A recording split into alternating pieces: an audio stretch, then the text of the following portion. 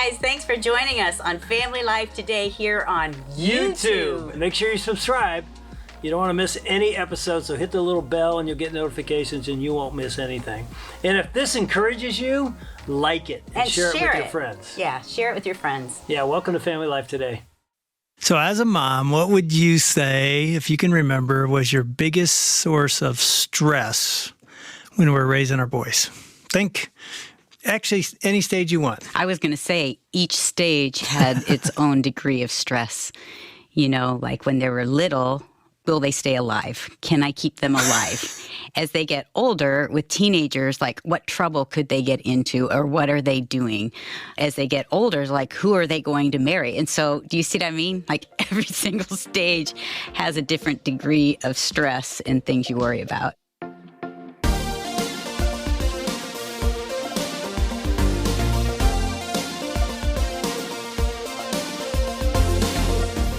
Welcome to Family Life Today, where we want to help you pursue the relationships that matter most. I'm Ann Wilson. And I'm Dave Wilson, and you can find us at FamilyLifeToday.com or on our Family Life app.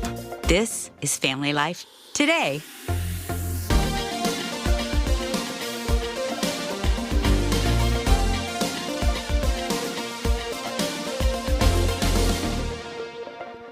Do dads not? No. Like, do you never worry about our kids Again, now? I'm just one dad. I can't speak for other dads, but I talk to a lot of guys, and they seem to be somewhat... Okay, I'm going to look into our studio. We got two dads sound in there. Booth. Dads, two dads. Do Okay. you guys worry about your kids? Like 24/7.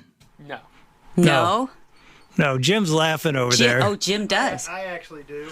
Jim I does. actually do. Okay, so maybe it's kind of everybody's different. I mean, some of it's personality. Yeah. Some of it's carry, but I don't think I've ever met a mom that doesn't carry it almost nonstop. So I thought it might be interesting since not every day do we have two moms in the Family Life Today studio and one dad to ask you two some questions related to, we have Maggie Combs back with us again. Thank you for being back on Family Life Today. Thanks for having me. Yeah, this is a great discussion about motherhood, really from your book, Motherhood Without All the Rules, which is fascinating. And it's also interesting. I have two moms of just boys, you know, three sons that are, your oldest is 10?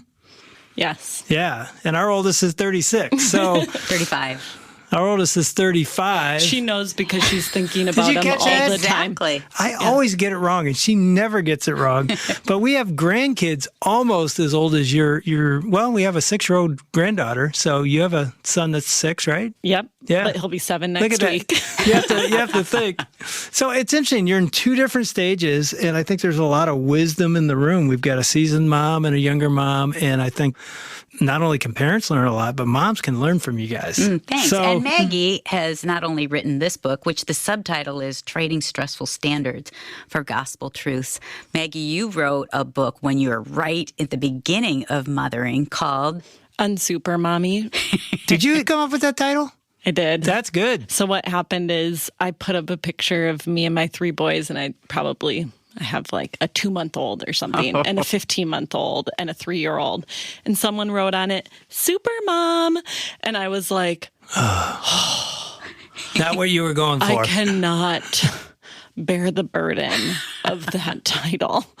If they could only see my house right now and my children right now, they would know I am not a super mom. You're just trying to survive. Yeah. And so the goal of that book was to help women throw off some of that expectation that really, we've got 9 months to set up expectations for ourselves, Exactly. right? 9 months to build up those expectations in our head, and it only takes a couple months to knock them all to the floor. So, But you're also a writer. And you know, it's a little unknown fact is you live on a hobby farm.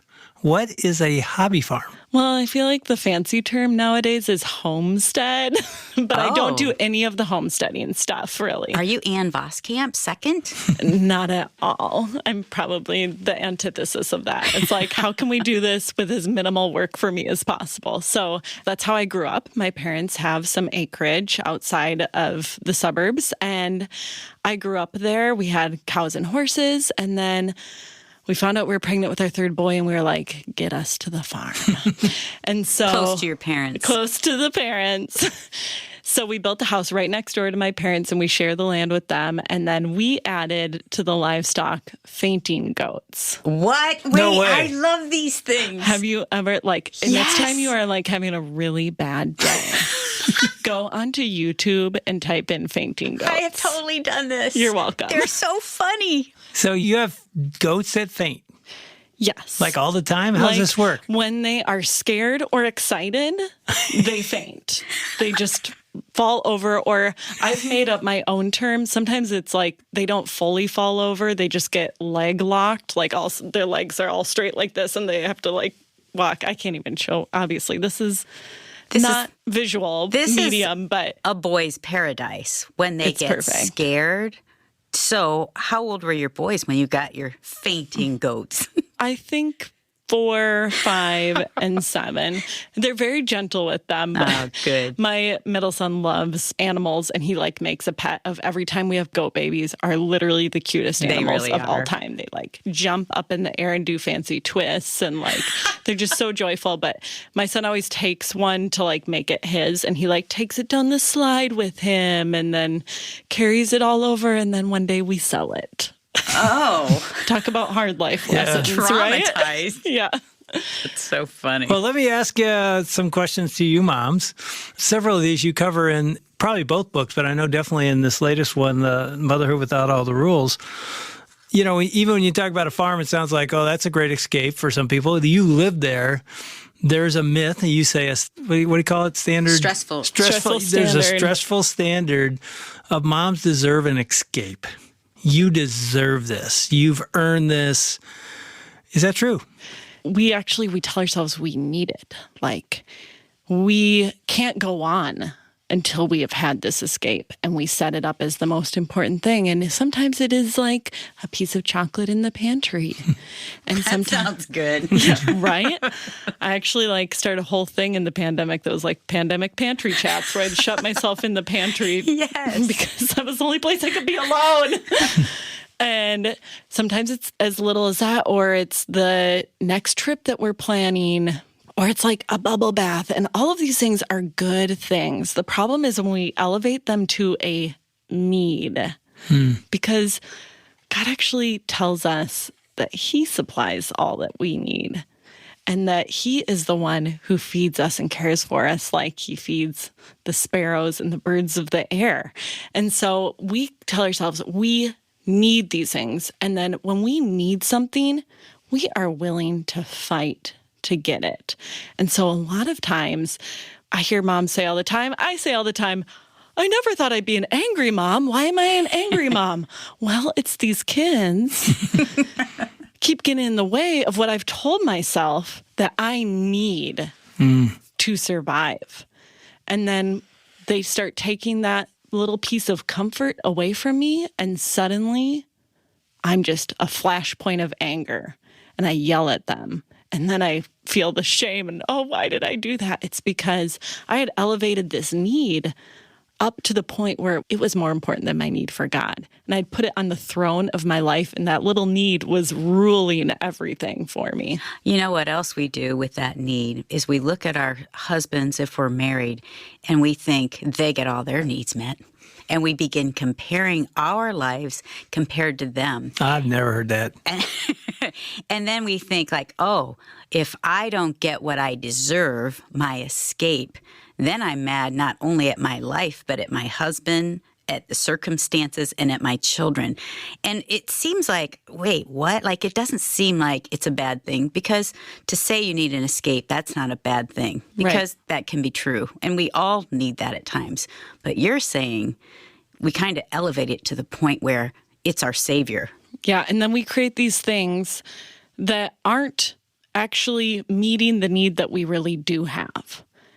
And that might be actually some fellowship with women that will point us to Christ. Yeah. But it's soul care kinds of things. We're so focused on self-care, our external needs. That's a big word right now, too. Yeah. Self-care. That we totally neglect soul care. And I've heard self-care, people describe it as like, well, you got to put your oxygen mask on yourself first if the plane is going I've down. heard that, too.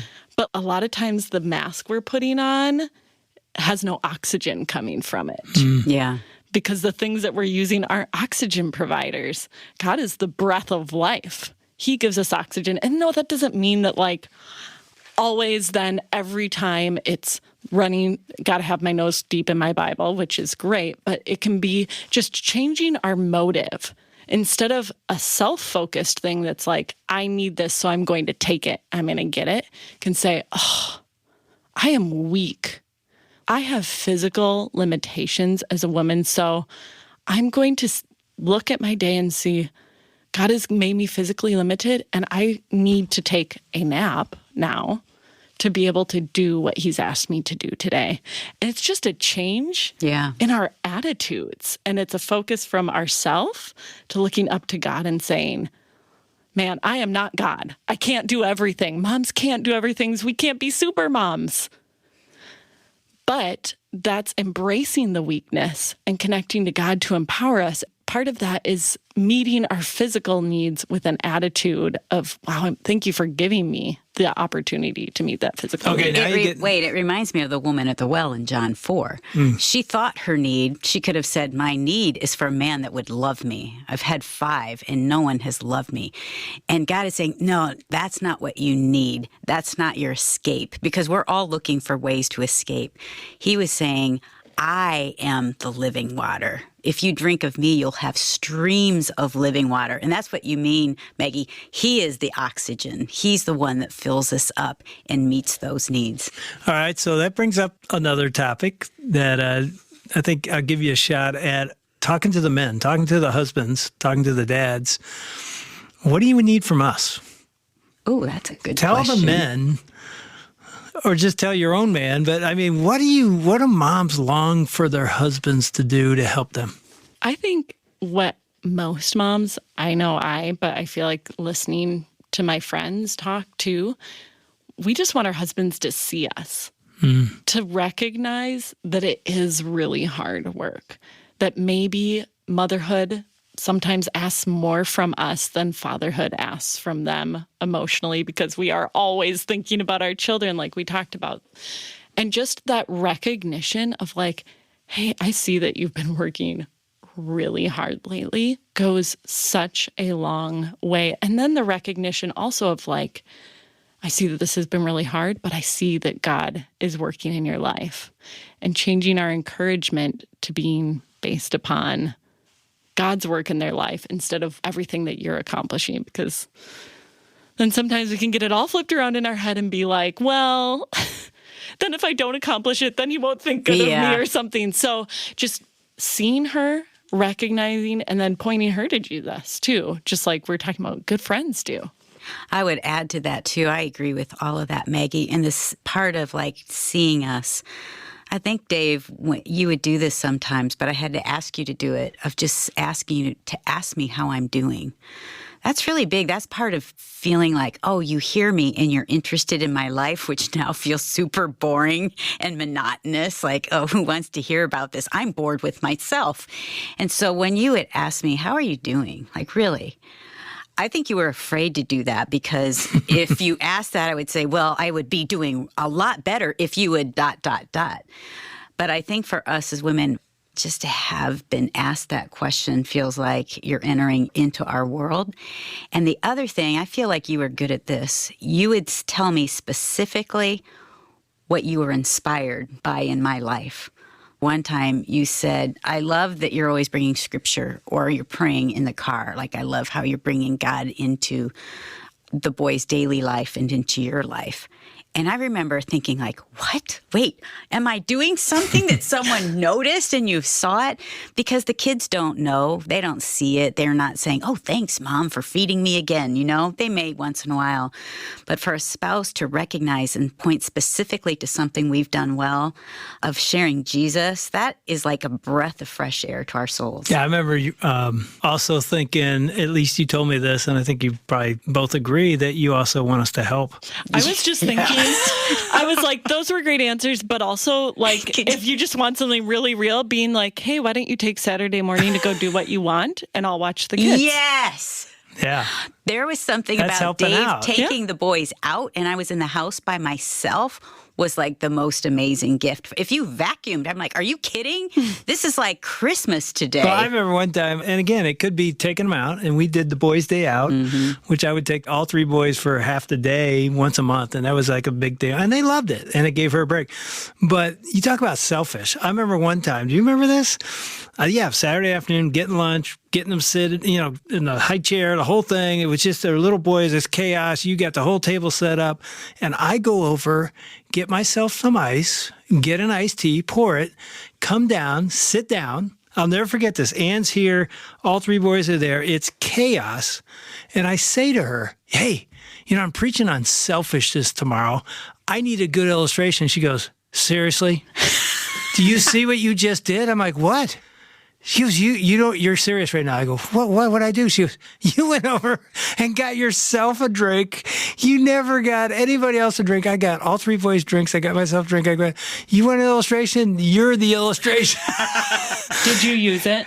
Yeah. Oh, yeah. He would always use those. Because I was like, how am I that blind? And I was. You know what gets me about when my husband takes my boys out? He'll take them to like a fast food restaurant. Every single time, does not fail, somebody comes up to them and says, yes. Wow, your boys are so good. Wow, you must be a really good dad. And this is like, isn't this amazing? You have all of them out. People of the world, you can say this to moms. Even if the kids are a mess for her and they're really great for dad, we can say it to moms. Yes, it's so true. Okay, I got a whole different topic, which would be interesting to hear a mother with a 10-year-old and a mom with grandkids, prodigals. As a mom, if your son or daughter walks away from the faith, teenage years or beyond, what do you do? How do you struggle with that? How's that navigated as a mom? So I had to, when I talked about this in my book, I had to go to a mentor mom of mine to talk to her a little bit because I can see it only from my perspective right now, early in life. But I'll tell you, I think there's an identity thing in there. I mean, obviously there's like a really true, beautiful thing. We want our kids to know Jesus, of course. There's also an identity thing because we feel like we've worked so hard to be a mom. And what is like the A+ on the report card of godly motherhood, if not your kids grow up to follow Jesus? Yes. Right. And it can be like, if that doesn't happen, then probably I wasted my whole life. And I'm a bad mom. We get really dramatic in our heads, right? So all moms, this is just a constant fear across every season is like, what happens if this happens? So I talked to a friend of mine who experienced that. And she said, the only thing I could do was just say, is Jesus even better than this?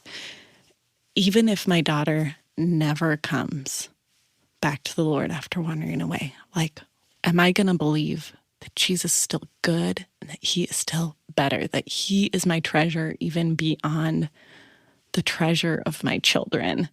And I pray that I don't have to face that head on, but I also know that I can work now to make a daily practice of when that fear comes, asking myself that question now, so that if one day down the road I have to face a prodigal child, then I will have made a practice. I did Taekwondo with my boys. Yes, you Way to did. go. That Look is at you go. not something I ever planned How to do do we in get my life. from prodigal to Taekwondo? This is going to be interesting. So I did Taekwondo with my boys. I wasn't going to do it. I signed them up for it. And it was like a family Taekwondo, though. And my youngest would not do it without me. These are the things moms do. I'm not an athletic person. I was like, oh, okay. So I started doing Taekwondo, and the Taekwondo instructor would yell these things at us. And one of the things he would yell was, practice makes, and everybody would yell, perfect. And he would stop us and say, no, practice makes habits. And so if you are a mom where your kids are still young and you're facing that fear, we can make a habit right now of believing the truth of God's word, that God is still good in every circumstance, that he is sovereign, that it's not something that we did that created this problem with our child. He is sovereign over our lives and he is sovereign over theirs, and that we can entrust them to him. And if not, he is still better. I would agree with all of that. That's beautifully said. And I think there comes a practice and a habit of surrendering your kids every day at the cross. And that's not an easy thing to do. I think, too, that fear grips moms more than anything else if we allow it to, because we could be overwhelmed with fear every day of the circumstances of life, the culture that our kids are being raised in, the things that are going on. Like, we can project so much fear into the future. And I think every single day of that surrender, and we picture giving Jesus our kids. Sometimes I'll wake up in the middle of the night. I've told you this not too long ago. Like, I can wake up in the middle of the night, and I have all adult children, and I think, are their marriages okay? Are there, I'm going through all this stuff. Are they struggling with anything? And in order to go back to sleep, I have to picture myself standing with Jesus, and I push our kids, our sons, back to Jesus. And I have to say, but Lord, you love them more than I do. You see them more than I do. You can take care of them more than I ever could. And my worry isn't going to amount to anything that will be helpful. So I hand them to you, a good and loving Father, and they're yours. And I'm going to trust you. And sometimes bad things still happen. But God, the gospel of the truth of Jesus, is bigger than that. And that's hard to live out. It has to become, I like what you said, Maggie, a habit of that total surrender every day. Yeah, I think, it's been fun to ask two moms. Hey, I really liked your question about the dads. Way to go. What can dads do? Well, I was thinking, I hope my husband listens to this. And if he isn't, the wife's going to tell him. I was thinking, if he hears it, he'll hear it himself. If not, she's going to tell him. But I think that's a great word, the habit thing, because surrender is a habit. Yeah. It's not a one-time. It's a daily, almost minute by minute, especially with your children that you can't control. You have to, I'm opening my hands right now, because we hold on tightly to our children, and as they grow up, and it's the hardest thing for a parent to go, okay, they're not mine, they're his. They may make bad decisions, they may make good ones. My identity's not how they do. My identity is in Christ. I'm going to surrender again. 2 a.m., 3 a.m., 6 a.m., I'm going to surrender, and God will walk with your children.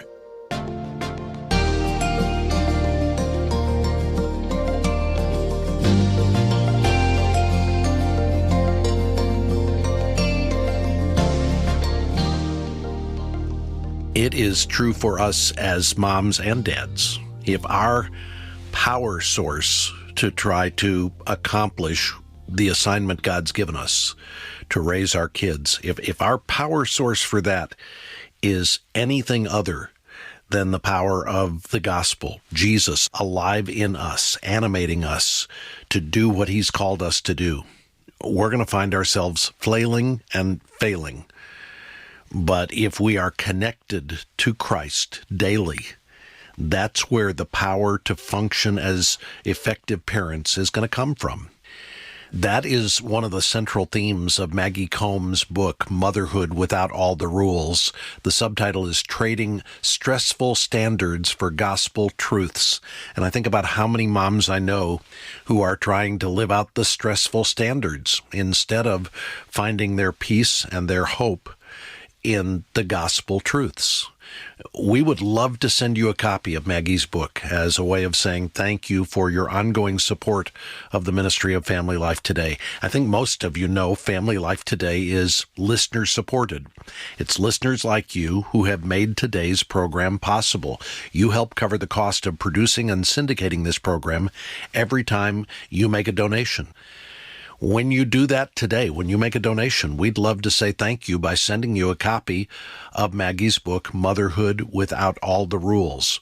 So if you can help us extend the outreach of Family Life Today, help us reach more people more often by making a donation today. Ask for your copy of Maggie Combs' book, Motherhood Without All the Rules. When you do that, you can donate online at FamilyLifeToday.com, or you can call to donate at 1-800-FL-TODAY, 1-800-358-6329. That's 1-800-F as in family, L as in life, and then the word today.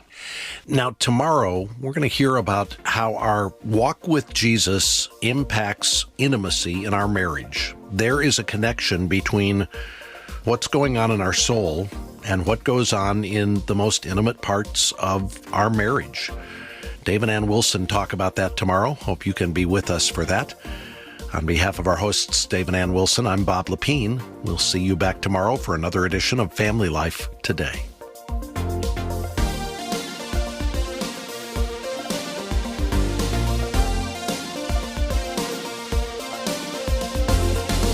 Family Life Today is a production of Family Life, a Cru ministry, helping you pursue the relationships that matter most.